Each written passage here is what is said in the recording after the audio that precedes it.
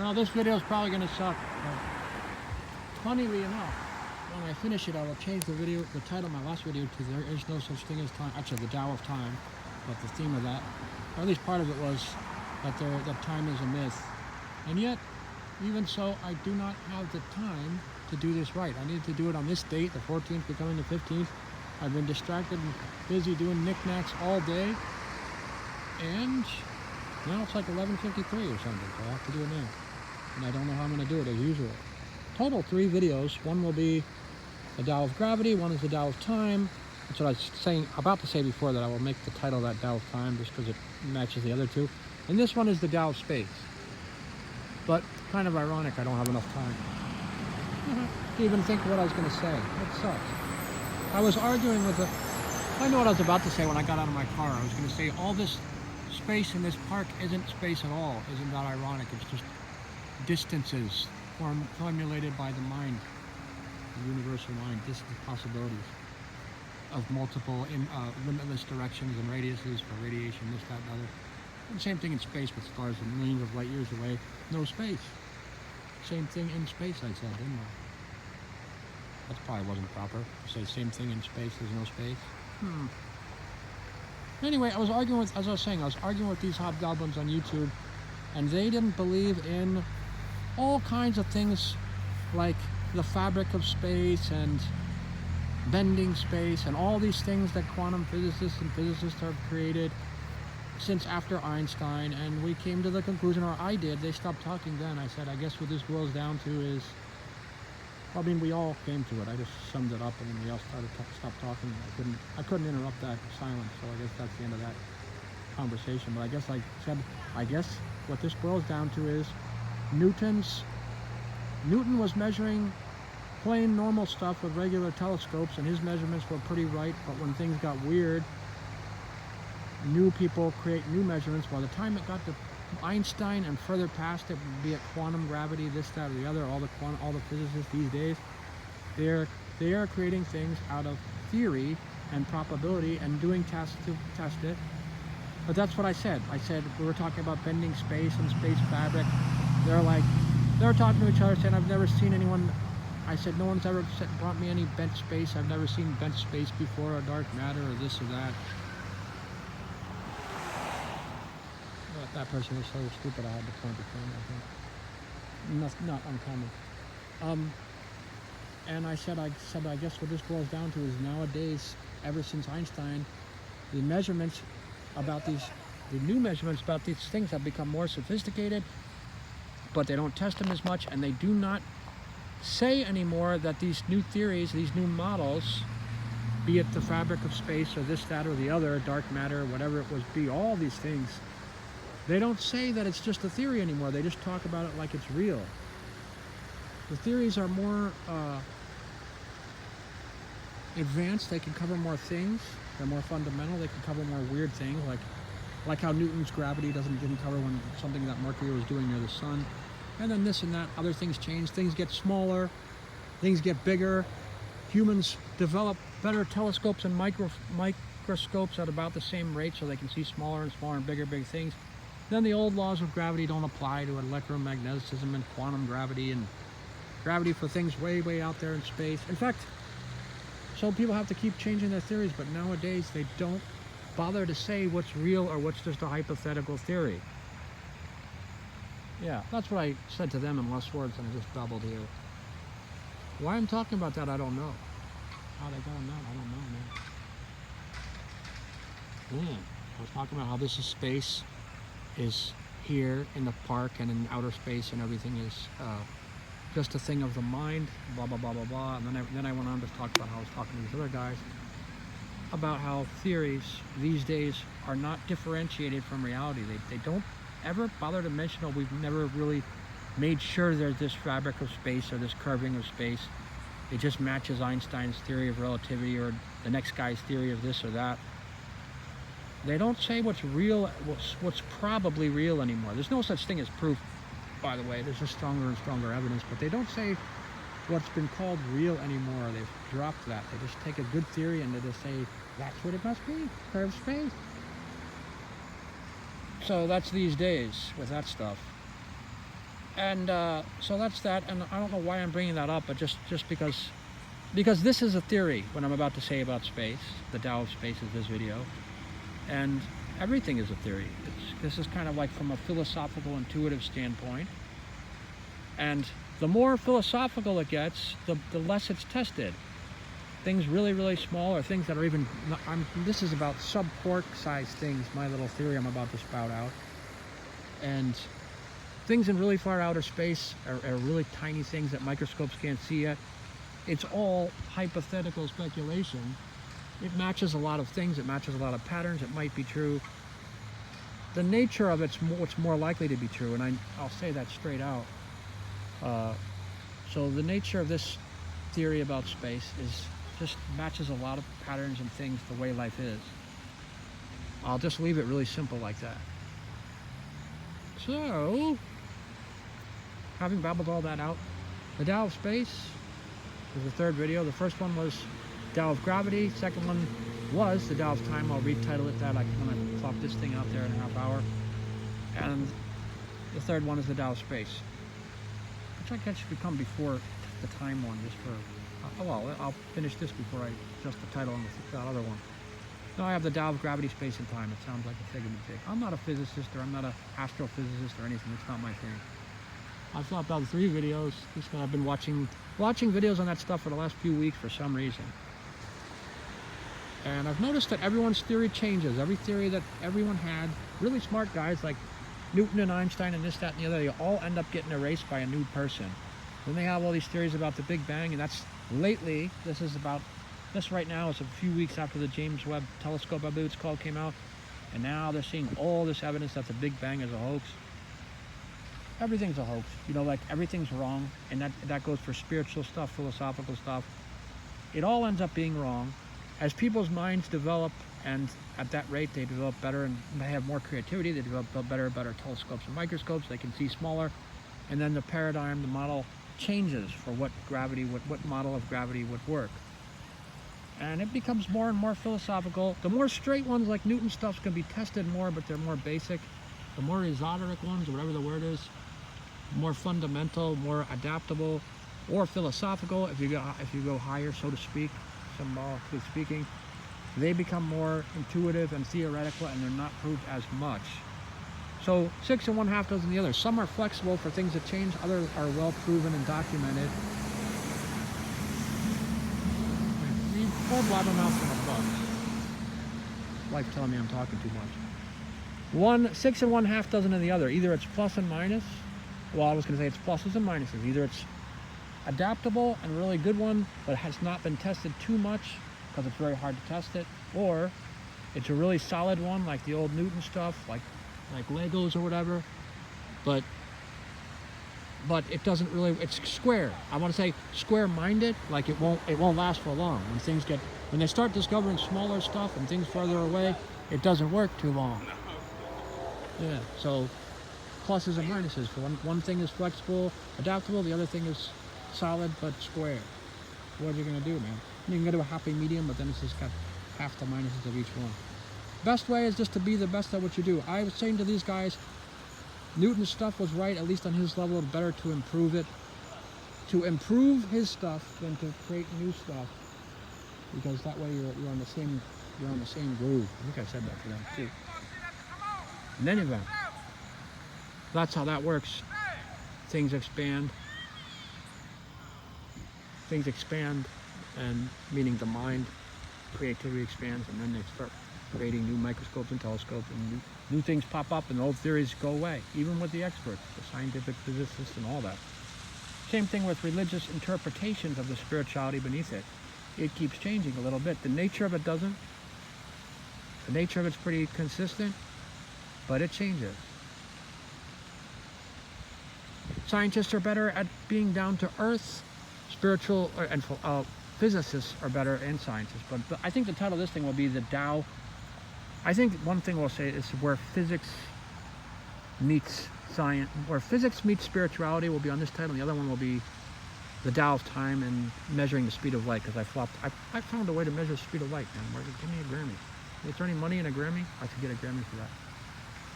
It was like a 5th grader type of thing, but no one thought of it.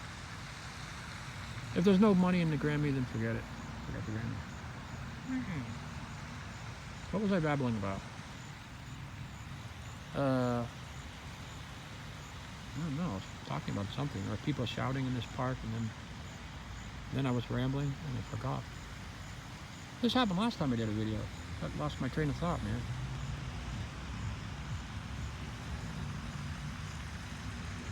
Oh, just the titles. I was talking about the titles, and before that, physics. Because physicists, the more exotic the physics get, the more difficult it is to test it. And as far as spirituality, like spiritual philosophical stuff, very hard to test stuff too. Although it often ends up being true, it's intuitive. Science is scientific, test and verify, and philosophy. That's how tired I am. I can't say philosophy. And spirituality is intuitive, very hard to test and verify. It can be tested just in general life, seeing it happens again and again and again, but very difficult to test and prove, like in a YouTube video or whatever. Even though it's often just as right as the scientific theories that are tested. They're tests because they're kind of more down to earth things. That's what I was about to say. Finally found tracked back my train of thought. Because science is more down to earth than philosophy and spirituality kind of stuff.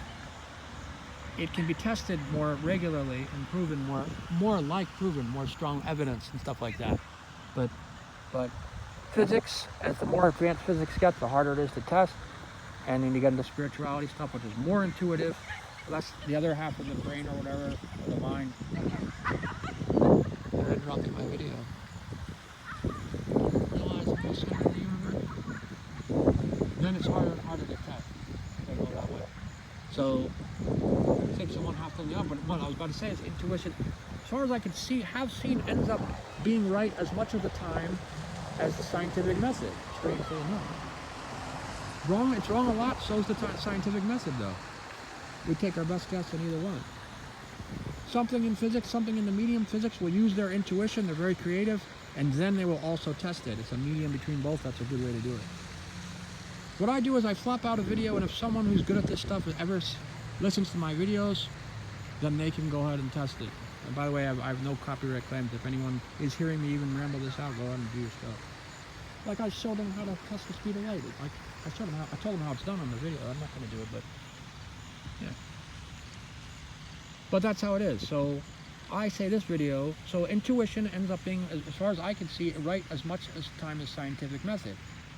I happen to be an intuitive person for different reasons based on my lifestyle, personality, but I don't assume it's better or worse. It just that's where I come from, and it's got its own merit. Not always right, but it's right a lot. So intuitively, that's what I was babbling about before I make this video. And intuitively, I say that there is no space. Space is what is thought of as space is from the mind, and the mind's creativity and its ability to allow for limitless different distances in different directions. But I'm getting way ahead of myself. That's what I'll end up saying about space. Now, I've said why I do what I'm about to say later, and why I do the video intuitively, and now to get on with the video. So, as I was saying, I was rambling with those guys, and we said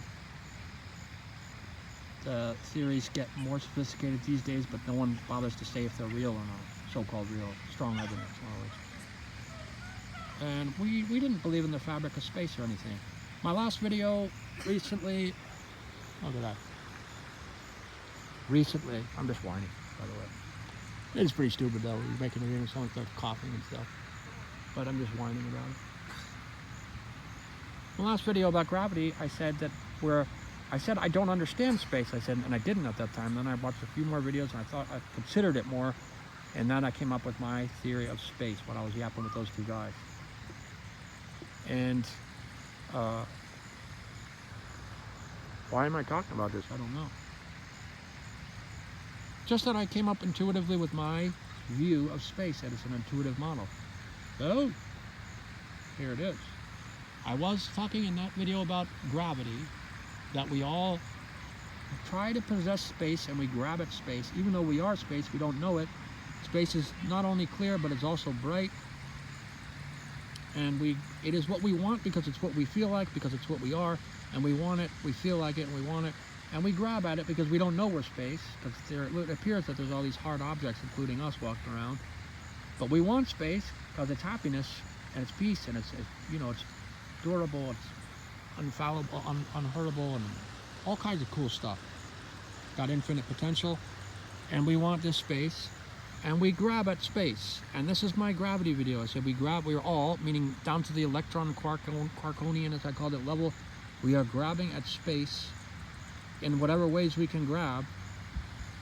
And other people are grabbing at the same space, and I was talking about space curving at that point, space-time and all that stuff people are talking about. I said we all grab at the same space, so we get sucked into this space, and we get sucked towards each other unbeknownstly. We might know that if we suck on the space that's being also sucked towards Earth, that will fall to the Earth if we're on a cliff or whatever on top of a building.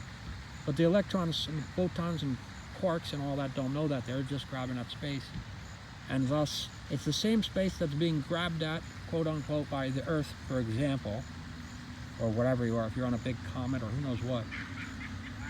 It's being grabbed at in both directions, and so things are being pulled as a result towards each other. It could be a spaceship towards the Earth, or a person towards the Earth. It could be anything. Earth towards another planet, whatever. I mean everything. Black holes are grabbing at all that space and sucking the space and all the planets into it, and stars. The stars and the planets are sucking on space, and they're getting sucked into space, and they're getting sucked towards a black hole. And no one knows that it's all something that everyone's doing, because it's all the fact that we're making a mistake. Instead of chilling out and returning to our real self, which is space anyway, we're all, I'm talking about electrons and everything, we're all grabbing at space and getting sucked towards other objects. And I said in the video, I didn't understand how you could grab at space or bend space, or what space fabric is. I said something like that. I remember what I said, and I don't. And later I chilled out or whatever, and I came up with my theories of what all that stuff is. So I'll modify it now before I talk about space. It's related to space anyway. I'm saying the word space a lot. I decided, that's probably what made me make this last video on this subject. I decided that what people think of as fabric of space is a model they've created to explain gravitational effects. I decided what those gravitational effects are something more Newtonian. It's probably tiny little specks, sub-quark sized specks, and don't bother Googling that, I made it up. Tiny little things that have not been seen yet in microscopes that have magnetic effects, the usual Newtonian magnetic type effects. And it has gravity. It is being pulled towards other objects in both directions. Whatever objects it's being pulled toward, and it can be pulled towards the Earth and the Sun, or the Earth and another planet, or whatever. Earth and a person. And it's being pulled both ways, so to speak.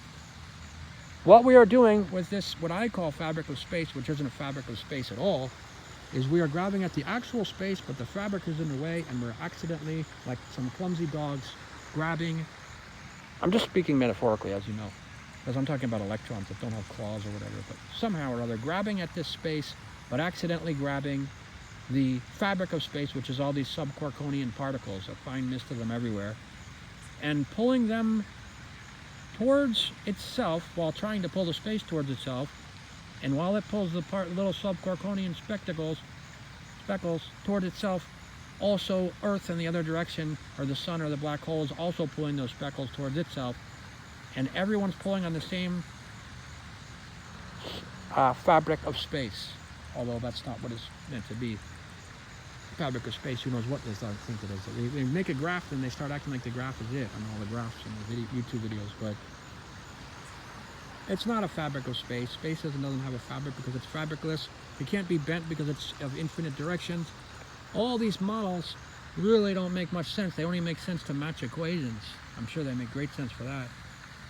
But I don't think there's a fabric of space. I don't think space can be bent.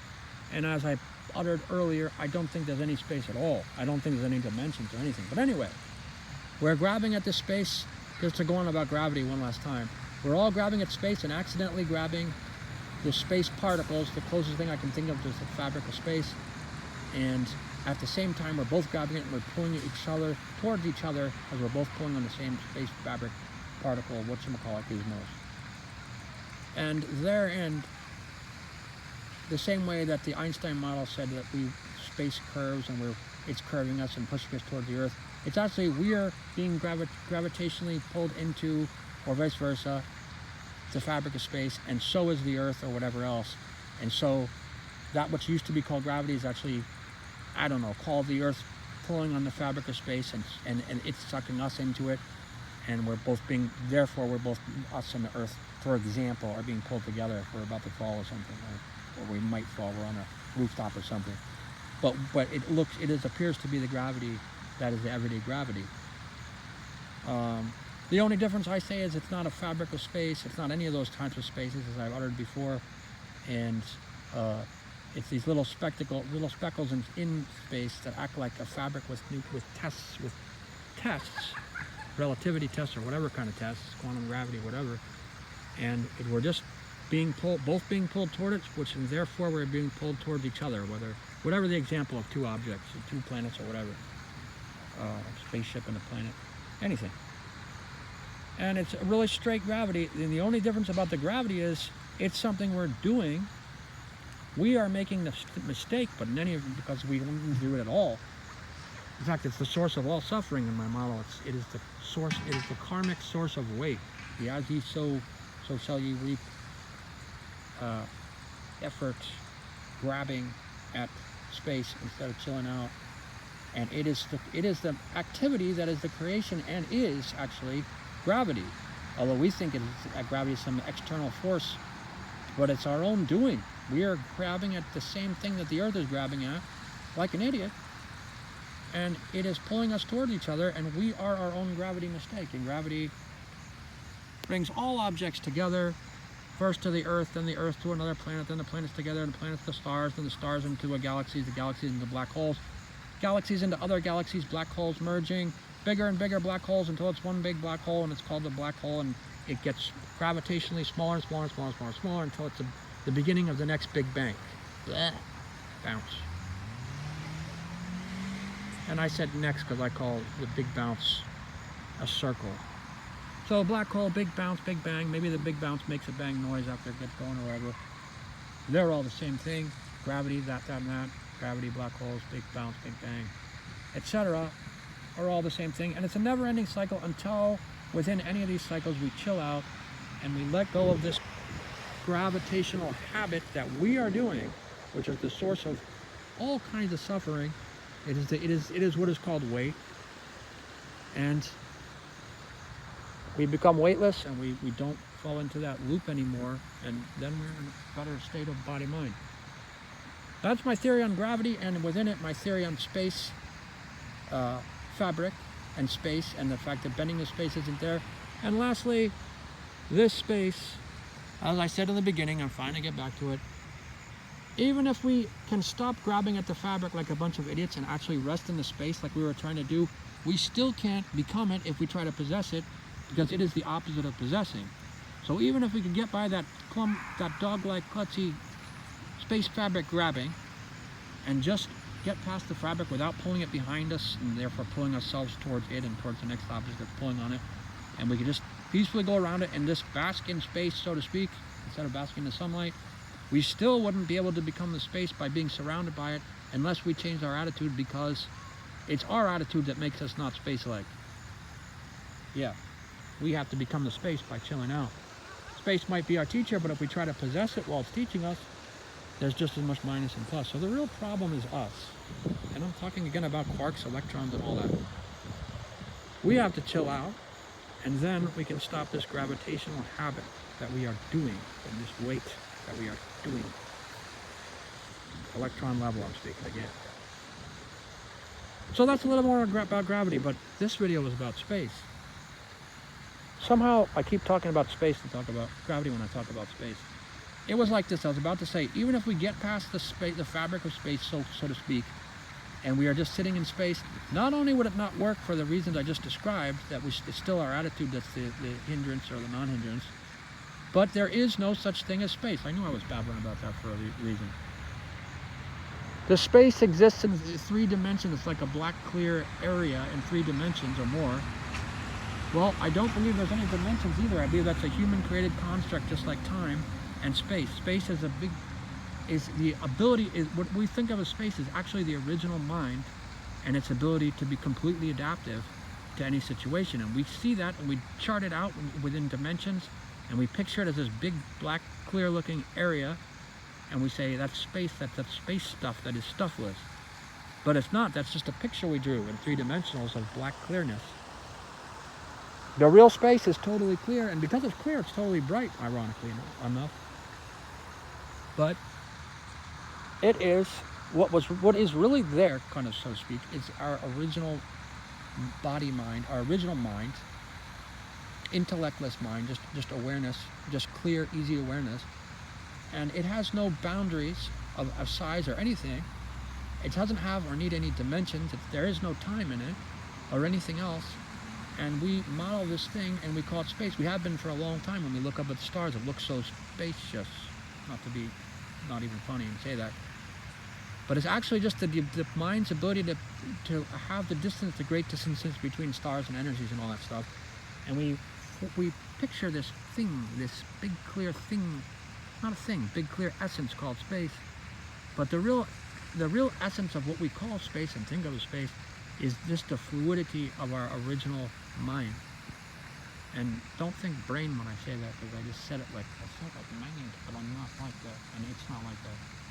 Our original body mind, Tao mind, Buddha mind, Christ mind, Allah mind, all our minds. No, but that's what it really is. It's just limitless. It has no need to be a space or a dimension, or have 3 dimensions or time or anything else. It is the clarity and therefore awareness, the clearness and therefore brightness of the original body mind. And all those things, all those parameters, space, time, this, that, as we mellow out, we drop them. We drop our gravitational habit of being weighted towards this and that, craving towards this and that. We drop our things that we need. We become clear and bright and happy, and we drop all our problems, and we drop all our pre-inhibitions. That's not the word inhibitions.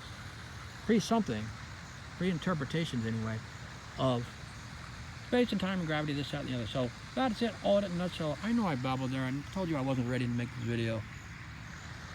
But if you could decipher some of my babble, the basic idea, I've had 3 videos now on this subject, space stuff. I don't remember why I started watching space stuff a few weeks ago, but I had them on YouTube. It's not my thing.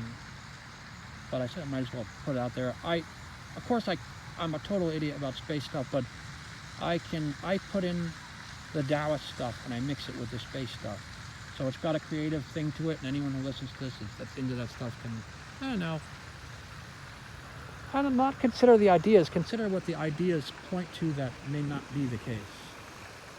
When I say it's all easiness and clarity and awareness and all the preception, the pre-designed barriers and boundaries aren't there, space, dimensions, all kinds of things that aren't there. That's a fluidity thing. You can see, if you see the fluidity that I'm referring to, you can see the things that are thought to be might not be. And from that, there's some openings to it. But there, you know how it is. Well, just an easy mind, and these things just pop in. It's easy for that too. Not the point. Wisdom is another false virtue. False idol. A lot of these things are false idols. But the gist of it is that when you have an easy mind, you can slowly see the stuff at the right speed. Not listening to me. I'm so sorry. I'm just trying to knock this video out. That's my 3 videos: Tao's gravity, Tao's space, and Tao's time. I'm done with my physics yet. Well, I guess that's it. There was something else I was going to say, but I knew this video was imperfect. Yeah, there really was one last thing I was going to say, and I don't remember it. Why doesn't that surprise me? I think I was about to say the Tao's. My 3 videos of Tao's gravity, space, and time. Gravity is our screw up. Space and time don't exist. I did enough.